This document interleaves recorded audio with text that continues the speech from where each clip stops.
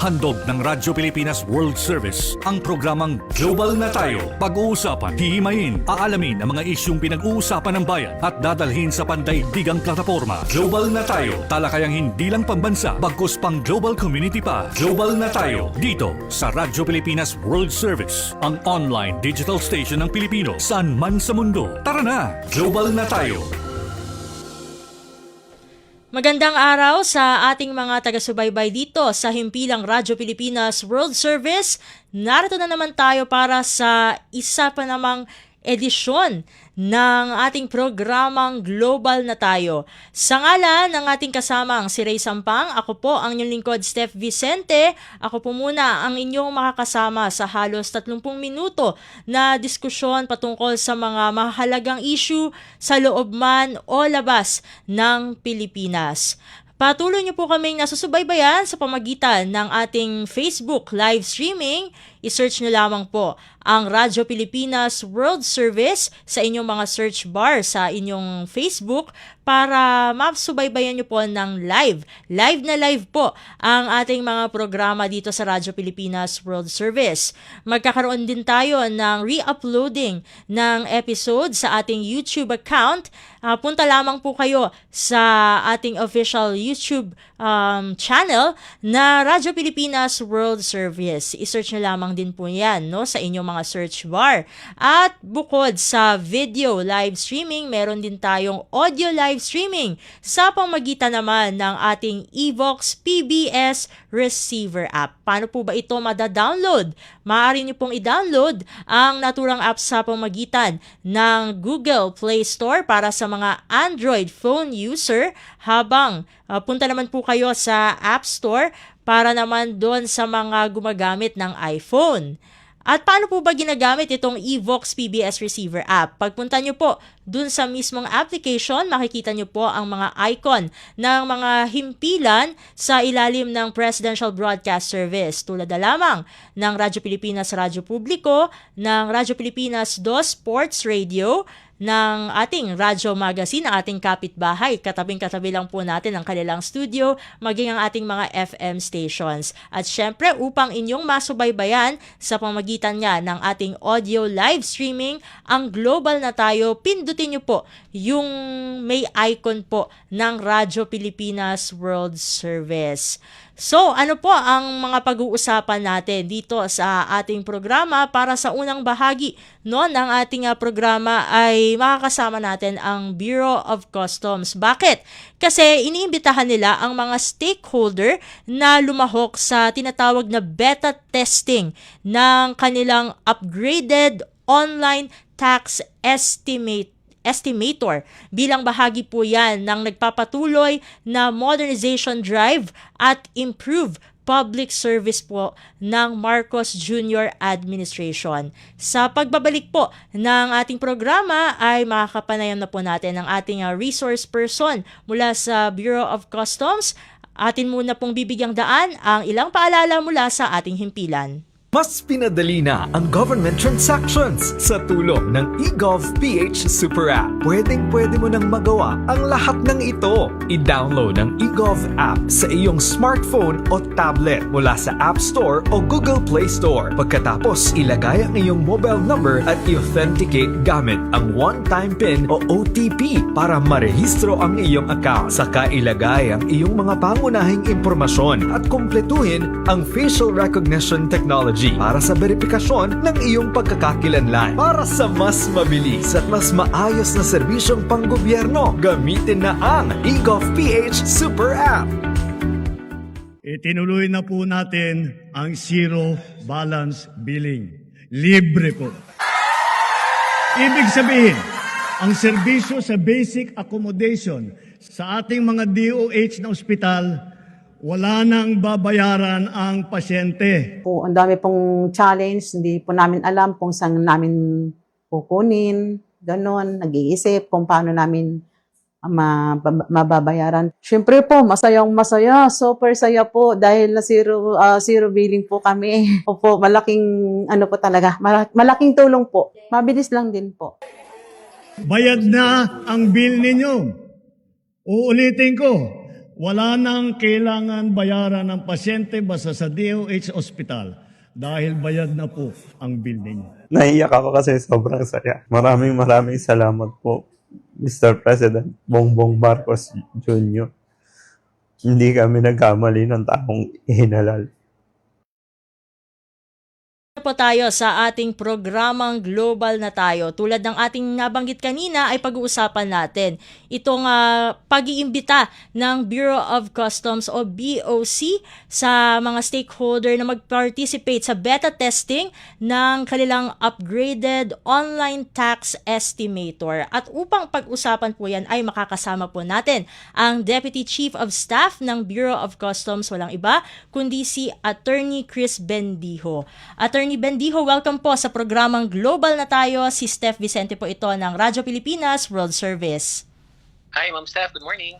Good morning po.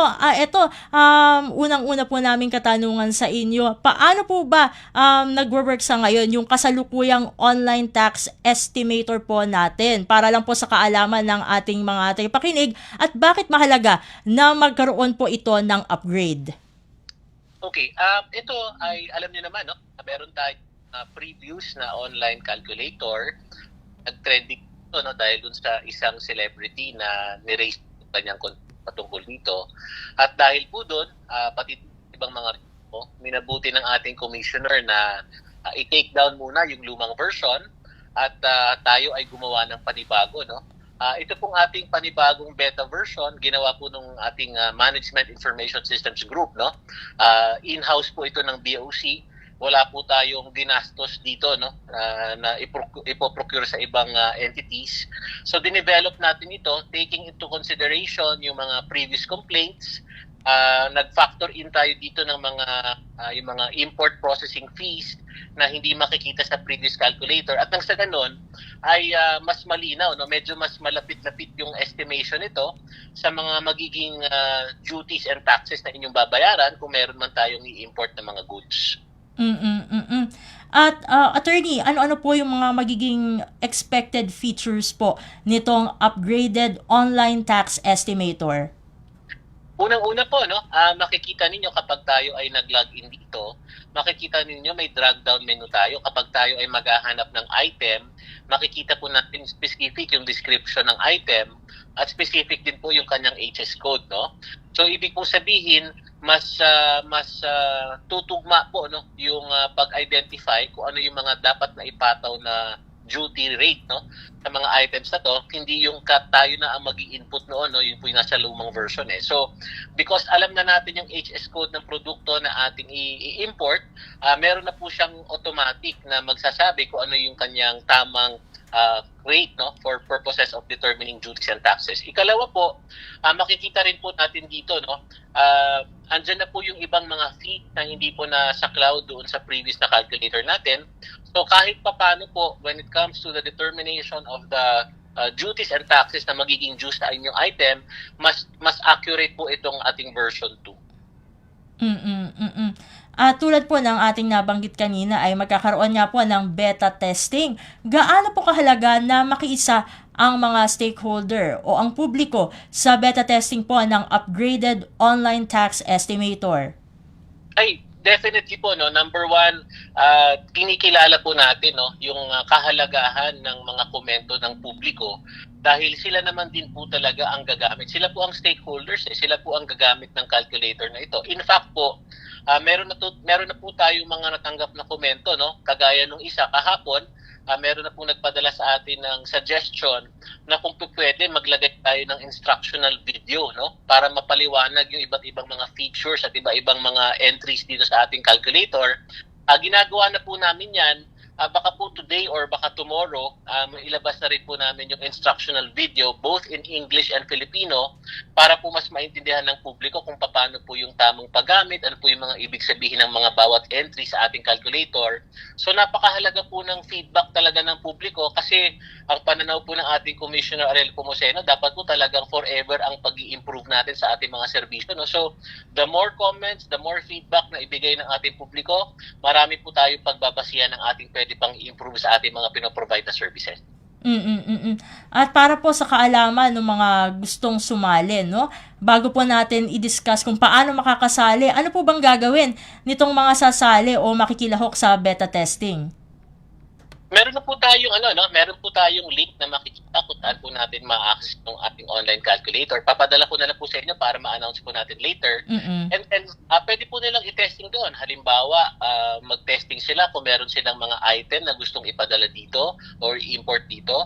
Pipiliin po nila yung item na ito. I-input lang po nila kung magkano po yung forex, no? Para makita po natin kung magkano yung mga computations for duties and taxes.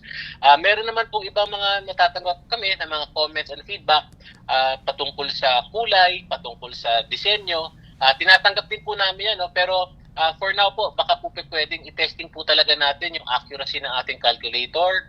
Kung meron pa silang ibang nakikitang features na mas makakatulong sa kanila, yung pong ating instructional video, i-upload na po natin yan. So yun po, no? Patuloy po silang magpadala ng kanilang mga komento, ng kanilang feedback dito sa ating beta testing. At lahat naman po yan ay ating i-analyze, i-considera kung meron po tayong pwede pang i-improve sa ating version 2 ng ating online calculator, makakaasa po ang publiko na nakikinig po ang BOC sa kanila. At eto na nga po, no, dun sa mga interesado po, no, although nabanggit ko kanina na meron ng mga nakapag-testing na po, no, pero yung mga gusto pa pong sumama, paano pa po ba sila makakasali dito? Ipapadala ko po yung link sa inyo para ma-announce na lang po natin. Pwede po silang mag-login sa kanilang mga computers, sa kanilang mga mobile phones para matesting po nila yung calculator.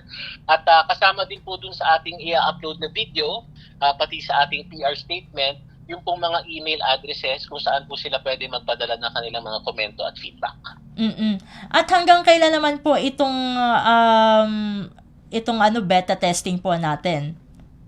Itong beta testing po natin, ang instruction po ng ating commissioner, kahit mga 2 weeks po tayo magbe-beta testing, patuloy naman po, no, hindi naman po ibig sabihin habang beta testing wala pong improvement na mapapansin, no. Gaya po ng aking sabi, yung mga komento po ng mga ating stakeholders kahapon at ng isang araw, patungkol sa mas magandang ma-instructional video, dapat merong English at Filipino version, ginagawa na po natin ang paraan yan dahil nakita po natin yung kahalagahan ng mga ganyang komento. No? So, within that 2 weeks po, lahat po ng komento at feedback na matatanggap namin, i-analyze po namin yan. Kung magagawan po natin ng paraan at may incorporate sa ating version 2 ng ating online calculator, gagawin po natin yan. At patuloy po tayo nag-iimbita, no? Sa mga stakeholders natin, kahit po yung mga celebrities noon, no, na nagkaroon ng mga issues dito, maganda po i-testing na rin po nila at nang sa ganun sila rin po ay magbigay ng feedback sa atin kung ano pang pwede natin i-improve sa ating online calculator. Hindi ko na po masyadong kukunin ang inyong oras, attorney. Bago ko po kayo pakawalan, ano na lamang po ang inyong panghuling mensahe para sa mga taga-subaybay ng programang Global na Tayo? Atin po mga publiko, no, sa ating mga taga-subaybay, una-una po makakaasa po kayo, no, na ang BOC po ay nakikinig sa inyong lahat, no. Marami pong concerns patungkol sa Bureau of Customs magmula sa balikbayan boxes, itong sa online calculator, ito pong mga luxury vehicles, no, na papasama sa ating mga investigasyon, no. Lahat po 'yan ay pinapakinggan ng BOC. Si Commissioner Ariel Pumoseno po ay nakikinig sa inyong mga komento. So, kami po ay nananawagan patungkol sa aspetong ito sa ating online calculator. Sana po mag-participate tayo sa beta testing at nang sa ganun ay kung ano pa ang pwede nating improve dito, ipadala po ninyo ang inyong mga komento at feedback. Makakaasa po kayo, papakinggan po natin ito at gagawin po natin ito ng paraan upang ma-improve pa natin ang mga serbisyong pinoprovide natin sa publiko. And with that, maraming salamat pong muli, Attorney Bendijo, sa pagsama niyo po sa aming programa. Sa ulitin po, mabuhay po kayo. Maraming salamat sa pagkakataon. Magandang umaga po.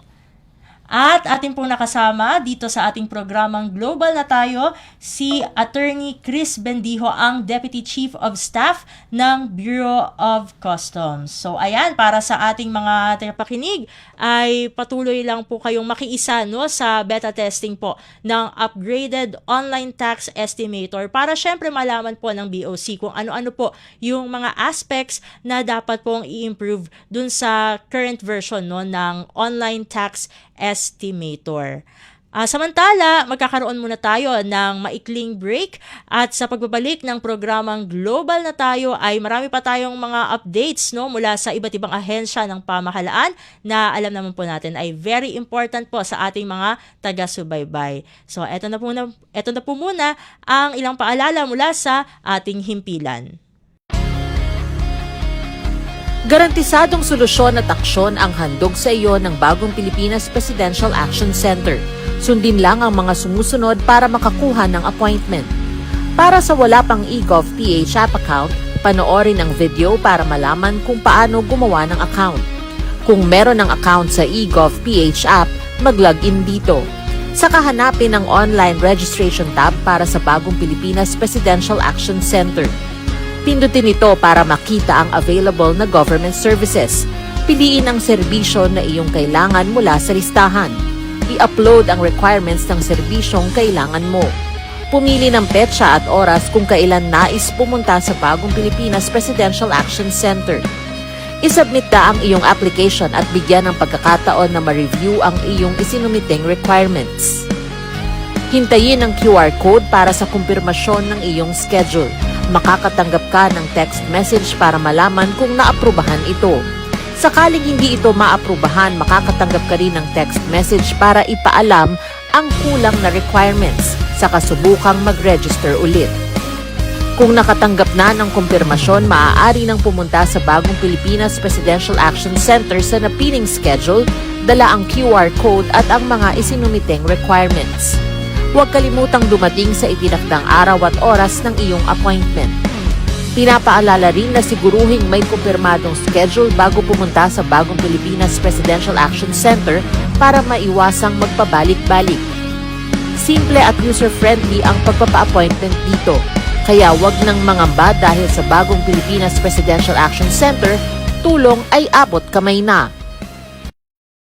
Nagbabalik na po ang ating programang Global na Tayo at tulad po ng ating nabanggit kanina ay may mga pag-uusapan tayo na mga mahalagang updates mula sa iba't ibang mga ahensya ng pamahalaan. Tulad na lamang dito sa Department of Migrant Workers dahil nakapag-deliver pala ng isang keynote address sa isang high-level forum sa 80th session ng United Nations General Assembly o UNGA sa New York, si Migrant Workers Secretary Hans Leo Kakdak. Itong forum na to na inorganisa ng Frontline Health Workers Coalition at ng mga partner na ito ay isinagawa kasabay nitong UNGA upang ma-promote ang collective action upang maprotektahan na layong maprotektahan at mai-empower ang frontline health workers worldwide. At sa kanyang mensahe ay binigyang diin ni Secretary Kakdak ang whole of government approach dito sa Pilipinas na layong masuportahan ang ating health workers kung saan kanyang binigyang diin ang importansya o kahalagahan ng international collaboration at shared responsibility. Kanya rin nai-reinforce ang commitment ng ating pamahalaan sa pamagitan ng ating Department of Health o DOH na magkaroon ng long-term investment sa health workers sa pamagitan ng National Human Resources for Health Master Plan 2020 to 2040. Itong strategic framework na ito, layon ng framework nga na ito na makapaglikha ng isang resilient, responsive at equitable na health and care workforce na may capability na may address ang mga global, hindi lang global, maski national health needs.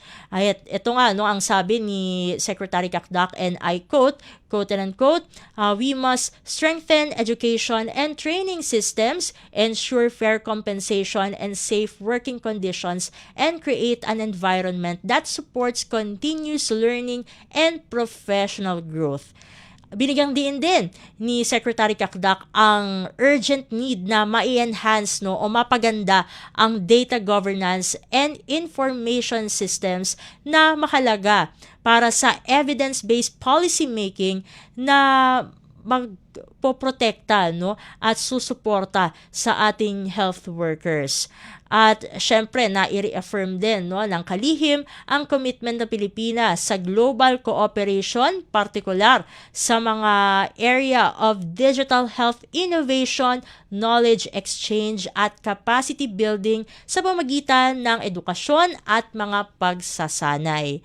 At binahagi rin niya, no, sa kanyang talumpati, no, ang mga effort, no, o mga hakbang ng Department of Migrant Workers o DMW upang masiguro ang welfare at protection, no, ng Filipino migrant health workers.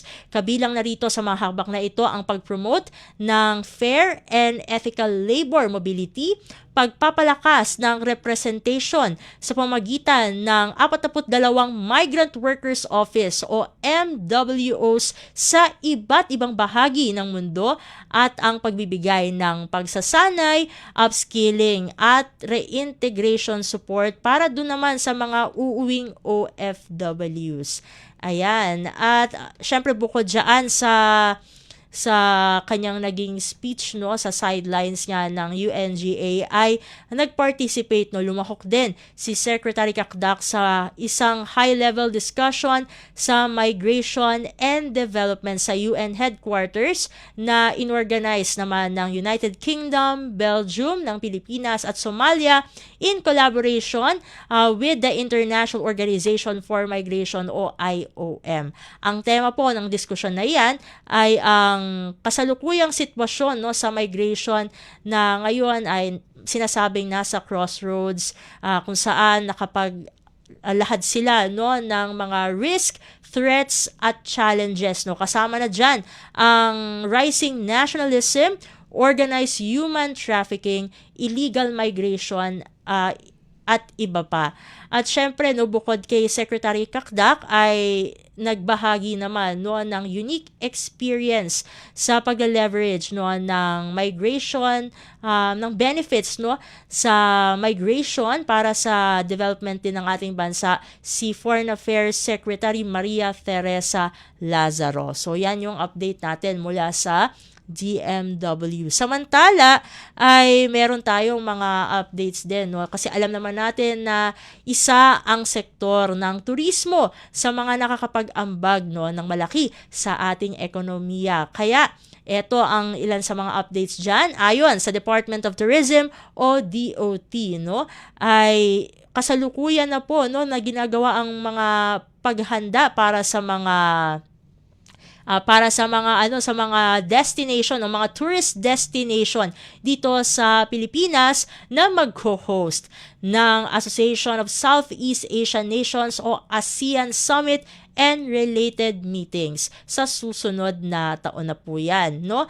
Kung ating matatandaan ay nakatakdang i-turn over, no, ng bansang Malaysia ang ASEAN Chairship dito sa Pilipinas, no, sa ASEAN Summit, no, sa Kuala Lumpur na gaganapin sa buwan ng Oktubre, next month po yan. Sabi nga, no, ni Tourism Secretary Cristina Frasco ay itong ang Department of Tourism o DOT ay bahagi ng National Organizing Committee ng ASEAN at syempre sila yung kumbaga ay nakatoka, no, sa pagsisiguro na handa ang ating mga destinasyon, no, kung saan pagdadausan niya itong ang ASEAN Summit and related meetings po, no. At hindi lang yun yung kanilang paghahandaan kasi ay syempre nakalatag din dyan yung mga pasilidad, yung cultural tours at syempre mga performances na talagang kung saan makapapakita natin talaga ang kulturang Pilipino. Ayon pa kay Secretary Frasco ay nakapag-deploy na sila ng mga grupo na nag-iikot-ikot, no, dito sa Pilipinas upang bisitahin yung mga destinasyon at makipag-ugnayan sa mga lokal na pamahalaan para matugunan kaagad, no, o maibigay yung mga intervention na kinakailangan, partikular, no, sa pagdating sa infrastructure support, safety and security, cleanliness at syempre yung readiness o yung pagiging handa. At parte ay parte dun sa mga string ng ASEAN-related meetings na yan na nakaschedule next year ay ang ASEAN Tourism Forum o ATF na gaganapin sa Cebu sa January. At kinumpirma din ni Secretary Frasco dun sa interview kaugnay nga nitong paghahanda for the ASEAN Summit na itong ATF yung ASEAN Tourism Forum ay gaganapin sa soon to rise. Ayan, malapit na po na Mactan Expo Center sa Lapu-Lapu City. Ayan. At itong Mactan Expo Center nga ay pwedeng makapag-accommodate ng up to 2,600 na katao. At ito yung kumbaga itong lugar na ito ay isang inaabangan na karagdagan sa lumalaking bilang ng meetings, incentives, conferences, and exhibitions o MICE and event spaces sa Cebu. Kung saan kabilang na dyan yung New Star Convention Center at IC3 Convention Center sa Cebu City. At bukod dyan, sa update na yan, ay eto pa ang update mula sa DOT dahil magsasagawa ang ating Department of Tourism ng kumbaga sila po ay magsispearhead ng mas maraming pagsasanay, sa ating mga senior citizen na pwedeng magsilbi bilang mga tour guide. Ayan, talagang very inclusive tayo dito, kasi syempre pag sinabi nga senior citizens, iba yung naiisip ng taon, mga kumbaga mga nagpapahinga na. Pero paano yung mga gustong magtrabaho, gusto pang kumita? Eto, binibigay sa kanila ang pagkakataon. At inanunsyo nga dyan ni Secretary Frasco ang mga plano ng DOT sa pamagitan niya ng pagbisita sa ginanap na 7-day training sa unang batch ng mga aspiring senior tour guides sa Centro de Turismo Intramuros. Sabi nga ni Secretary Frasco, simula pa lamang ito at ito yung simula ng kumbaga ay yung mga nakikita nila na very promising na opportunities para sa ating mga senior citizens. At oras na matapos ng mga senior citizens yung course na yan, ay sabi nga ni Secretary Frasco, ito ang Intramuros Administration ay kumbaga sisiguraduhin nito na ang training ay magkakaroon syempre ng resulta, at tutulungan sila ng Intramuros Administration na magkaroon itong mga senior citizen na tour guide ng engagements within Intramuros mismo. At ito nga pala, para po sa mga hindi nakakaalam, itong Community Tour Guiding Seminar para sa senior citizens ay bahagi ng pilot program na naitatag sa ilalim ng Memorandum of Understanding o MOU sa pagitan ng DOT at ng National Commission of Senior Citizens noong nakaraang Mayo. Itong first batch na ito na binubuo ng 30 participants na edad 60 to 79 years old. Ayan, kita nyo, 79 years old ay pwede pang maging tour guide, ay magsasailalim o sila ay sasailalim sa isang 56-hour training mula September 24, so mula kahapon hanggang October 2, 2025. At ito ay naka-align din, itong seminar na ito o course sa selebrasyon ng Tourism Month, kung saan sabi nga ng DOT ay isang refleksyon ng kanilang commitment para sa isang inklusibong tourism industry dito sa Pilipinas. O ayan, naubusan na tayo ng ating material time dito sa ating programa. Pasasalamatan muna natin ang ating mga kasama rito. Syempre sa ating technical side ay kasama natin si Sir Milo Jonella. Sa ating Warcast, kasama naman natin si Hero Lucero.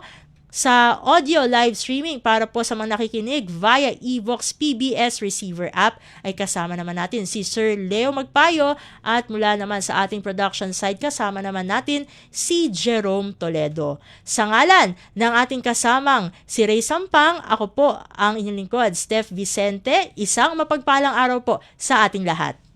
Handog ng Radyo Pilipinas World Service ang programang Global na Tayo. Pag-uusapan, hihimayin, aalamin ang mga isyung pinag-uusapan ng bayan at dadalhin sa pandaigdigang plataforma. Global na Tayo, talakayang hindi lang pambansa, bagkus pang global community pa. Global na Tayo, dito sa Radyo Pilipinas World Service, ang online digital station ng Pilipino saan man sa mundo. Tara na, Global na Tayo.